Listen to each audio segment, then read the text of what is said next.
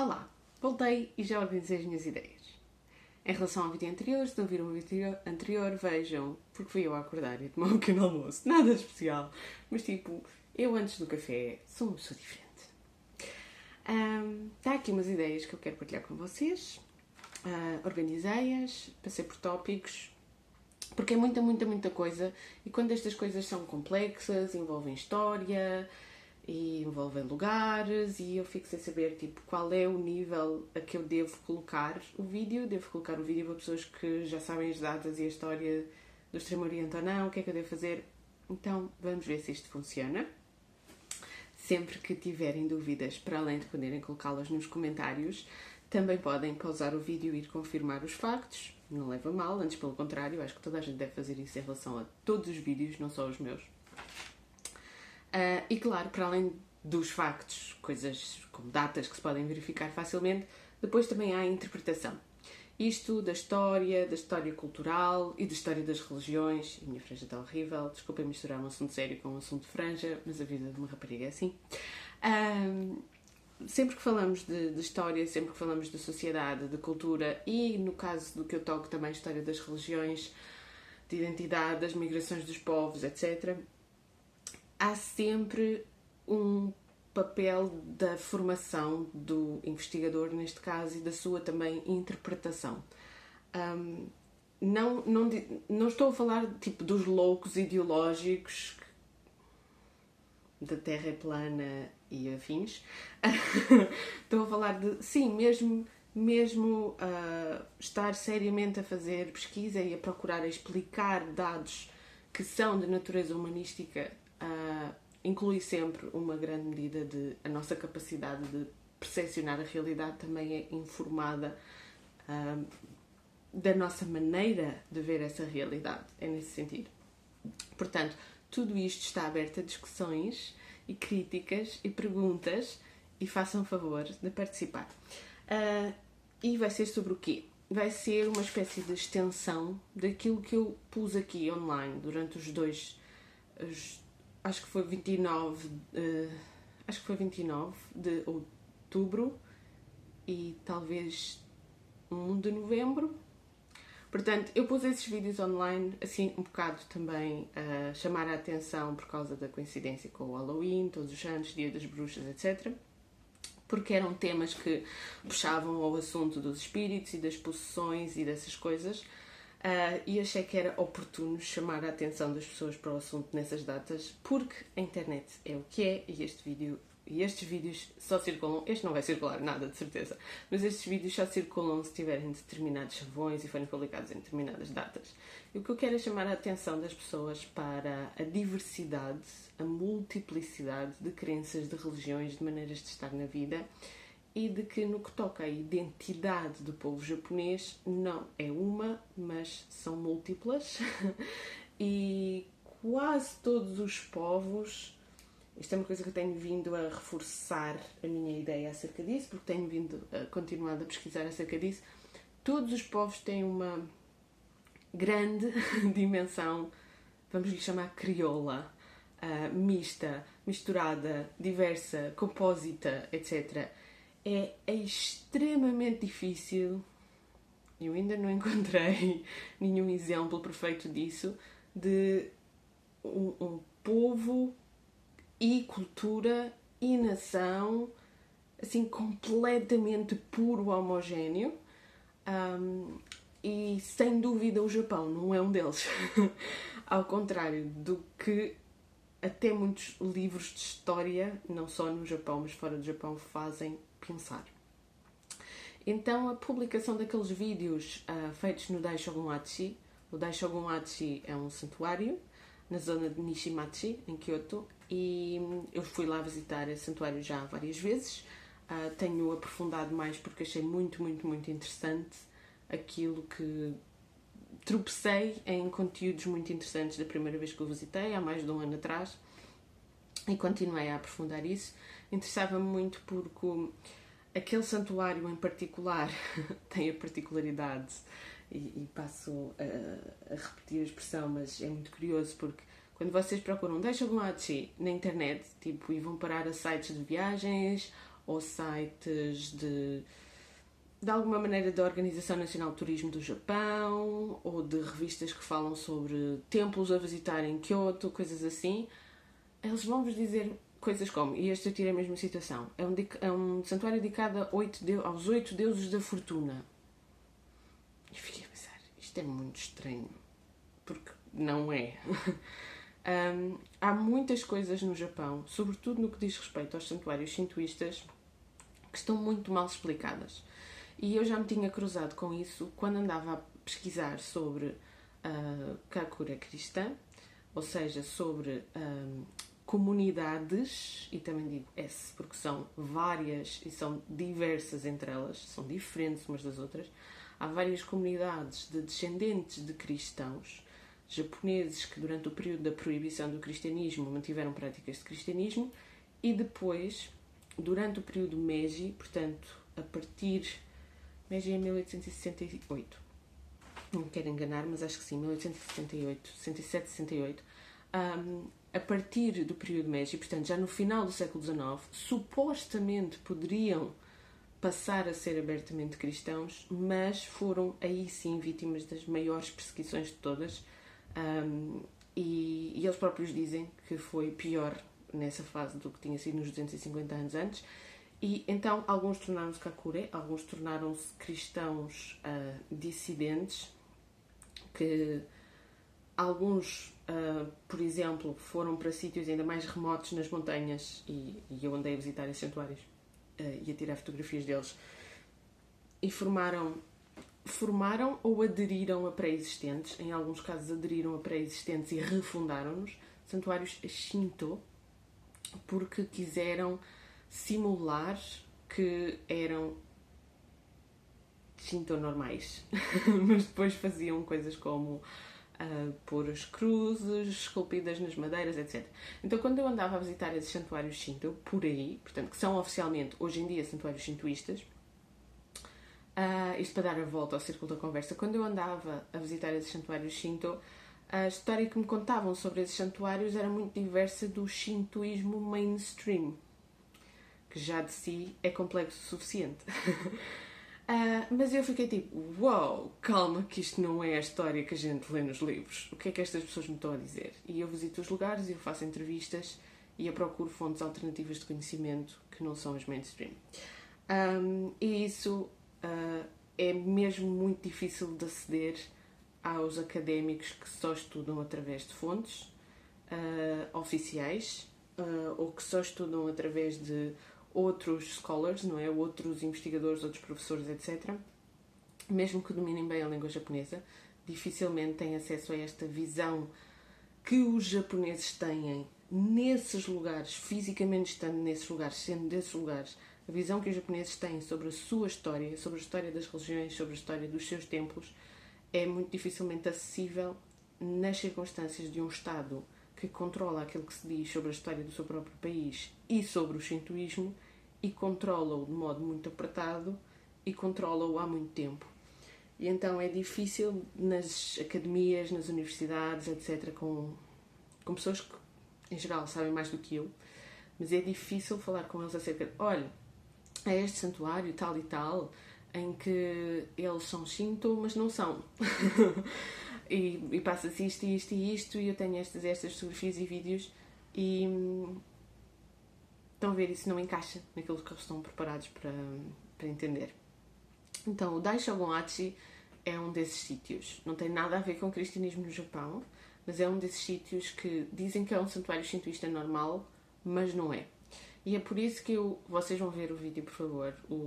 É por isso que eu coloquei no link do vídeo em que estou a falar, exatamente, eu estou a assistir. Aquilo é basicamente uma conversa entre uma japonesa residente na cidade de Kyoto, desde que é pequena, e a pessoa que trabalha nesse santuário e que é um sacerdote e está ali a atender as pessoas.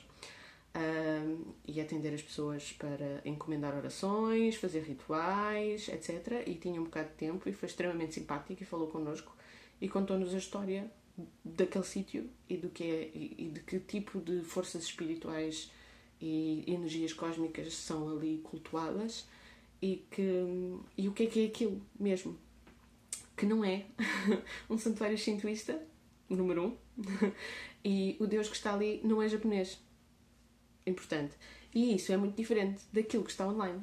Quando vocês procuram informações, falam-vos que aquele é um santuário shintoísta normal, e quando vocês vão, por exemplo, ao website oficial do Daishogun, ou falam com a pessoa, a primeira coisa que vos dizem é: o que está aqui cultuado não é japonês. E aí uma pessoa entra, puf! Ok, primeira chapada na cara.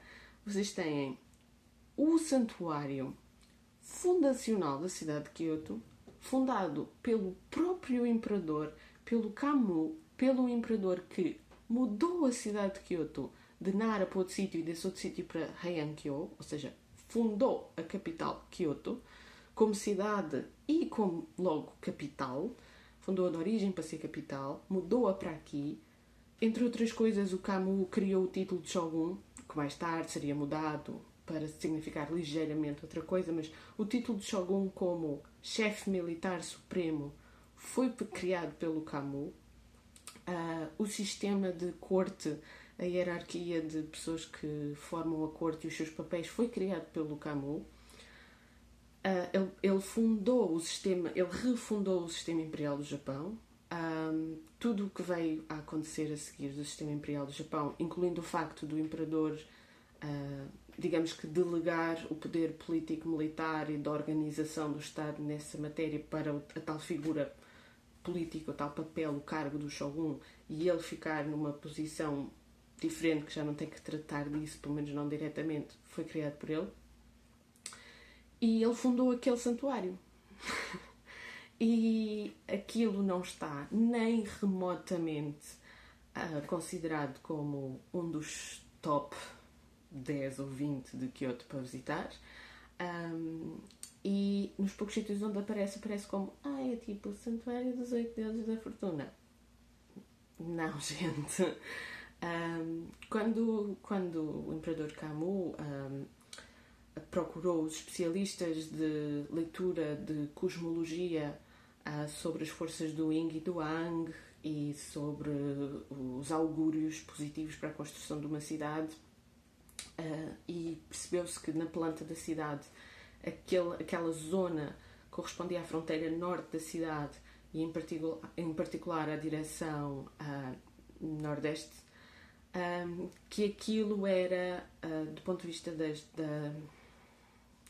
como explicá-lo, dentro da tradição vinda da China, e já vou explicar porque é que isso é importante, na ascendência do próprio Kamu, dentro da tradição vinda da China, havia uma correspondência entre pontos cardeais e atividades espirituais e forças cósmicas e augúrios e predisposições, e através daquele lugar podia decidir-se o sucesso ou insucesso de toda a capital ser aqui, onde eu estou, em Kyoto. E para proteger a capital, teve que se criar ali um santuário com uma força forte, uma força muito intensa, que foi dedicada a uma estrela da constelação Andrómeda, para que fosse a porta para o céu, a porta para os deuses, e tivesse e barrasse a entrada das forças negativas na cidade por ali. Isto very long story short. O próprio imperador Kamu seguia esta cosmologia de origem chinesa porque ele era de ascendência coreana. A mãe dele era coreana. Okay? E vocês não vão ver isto nos livros de história do Japão, ok? Sobretudo no Japão. Mas a mãe dele era descendente direta, e eu até apontei o nome, a mãe dele era descendente direta de Murgyong Baekje, não sei se é assim que se diz, Murgyong Baekje, que era uma figura importante na dinastia de Silla, na Coreia. E dentro da nobreza japonesa, aquilo que se seguia do ponto de vista das artes, das letras, da cultura, da música, da religião, eram as coisas vindas da China por via da Coreia.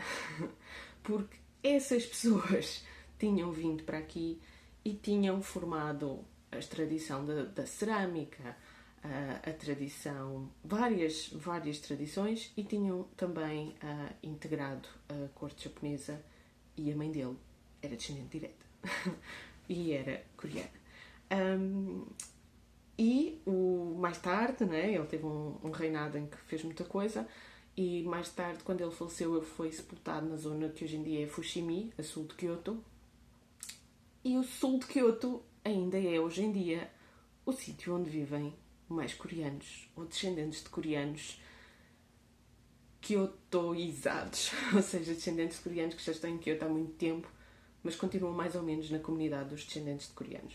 E quando vocês andam, fazem a vossa vida normal na cidade de Kyoto, vocês pronto, e já andam aqui há algum tempo como eu, ou já vieram aqui muitas vezes como eu, vocês conseguem perceber. Por exemplo, a senhora a quem eu comprei esta saia no mercado era claramente uma japonesa coreana, dessas de longa ascendência coreana no Japão, porque depois eles dividiram-se mesmo na Coreia, ficaram divididos.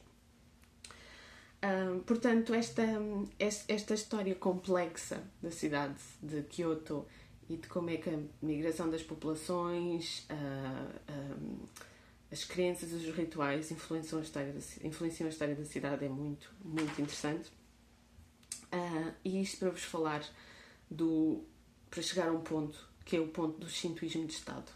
Portanto, quando nós lemos sobre os rituais shintoístas e os santuários shintoístas, a esmagadoríssima maioria das pessoas ignora que tudo o que tem a ver com Shinto e shintoísmo no Japão, publicamente, de modo aceite, divulgado, etc., foi redefinido de maneira que, do ponto de vista dos estudos sociais, se critica e discute e procura-se entender, que é o shintoísmo de Estado. Então, o shintoísmo não era, lá está, uniforme. Ainda há pouco tempo tive com uma investigadora que esteve em Kyushu, num sítio onde a população é muito interessante, to say the least, em relação ao que fazem à caça e ao consumo de animais. Não vou entrar em detalhes, porque isso pode afugentar algumas pessoas do meu canal. E que é claramente um sítio que foi esquecido pelas iniciativas de shintoísmo de Estado e deixaram-nos ficar a fazer o que eles sempre fizeram. E aquelas pessoas hoje em dia se riem um bocado e dizem: isto é o que nós fazemos, queremos lá saber o que é que lhe chamam, isto é o que nós somos, o que é uma atitude muito, muito fixe e bem resolvida, que só acontece em Kyushu. Em Kyoto não, porque em Kyoto quiseram controlá-los muito mais. Então, o que é isso do shintoísmo de Estado? Quando houve o início da era Meiji, lá está, a partir de 1687-88, houve também uma Constituição. E muita gente, quando fala desta Constituição, na história do Japão, fala nesta questão das religiões e das identidades e dos rituais, fala muito da primeira Constituição que deu liberdade religiosa aos japoneses. No, guys! O que realmente estava lá, a Constituição e os artigos que vieram a seguir, essa coisa meio mal definida, que é o texto da Constituição, falam de quais são os direitos dos japoneses em relação à religião. Não falam de liberdade, ok? Não há noção de liberdade. E por isso é que depois o Estado... E por isso é que as pessoas que eram cristãos, por exemplo, confundiram isso com agora é possível, e disseram que eram cristãos e depois foram perseguidos porque o Estado disse não, o que nós dissemos na Constituição foi que há alguns direitos, mas não todos. E isso vocês não têm. Então essa coisa de quais são os direitos que eles tinham ou não tinham em relação aos rituais e à religião que professavam por serem japoneses, esses direitos também limitaram formas de shintoísmo, não só outras coisas. Então, basicamente, enfatizaram que o shintoísmo era uma religião de Estado e depois disseram o que é que o shintoísmo era. E dentro do shintoísmo, tudo o que havia não foi aceito tudo em bloco. Portanto, eu já vi reputadíssimos autores, professores universitários, falar disto, do que é o shintoísmo de Estado, o que é a religião de Estado e como o shintoísmo é uma religião de Estado. mas depois não explicam que o Estado tomou medidas concretas para redefinir o que é shintoísmo como religião de Estado.